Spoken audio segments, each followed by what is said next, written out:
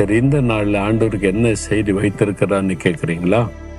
நீதிமொழிகள் 23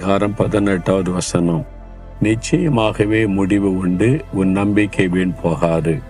ஆண்டு சொல்றார், என் மகனே மகளே, நீ நம்பிக்கொண்டிருக்கிறல்ல, அது தாமதிக்குதே, நடக்குமா நடக்காதா என்னாகுமோன்னு கலங்கி கொண்டிருக்கிறல்ல, நிச்சயமாக முடிவு உண்டு, உன் நம்பிக்கை வீண் போகாது. எங்க நடக்க போகுதுன்னு அப்படி மனசோர்ந்து போயிருக்கிறீங்களா? இன்றைக்கு உங்களை பலப்படுத்துகிறார், உங்களுக்கு ஒரு அற்புதம் செய்ய போகிறார். உங்களுடைய நம்பிக்கையின்படியே ஒரு அற்புதத்தை செய்து உங்களை மகிழ பண்ண போகிறார். நான் நம்பின காரியம் கர்த்தரால் எனக்கு வந்தது என்று சொல்லி மகிழ்ச்சியோடு ஆண்டவரை துதிக்க போறீங்க. ஆண்டவரே, என் நம்பிக்கை வீண் போகாது, நிச்சயமாய் முடிவு உண்டு, நான் அதை விசுவாசிக்கிறேன். உம்முடைய வாக்குத்தத்தம் எனக்குரியது, அதன்படி நான் நம்பியிருக்கிற காரியத்தில் அற்புதம் செய்து ஆசீர்வதிக்கிறதற்காய் ஸ்தோத்திரம் ஸ்தோத்திரம்.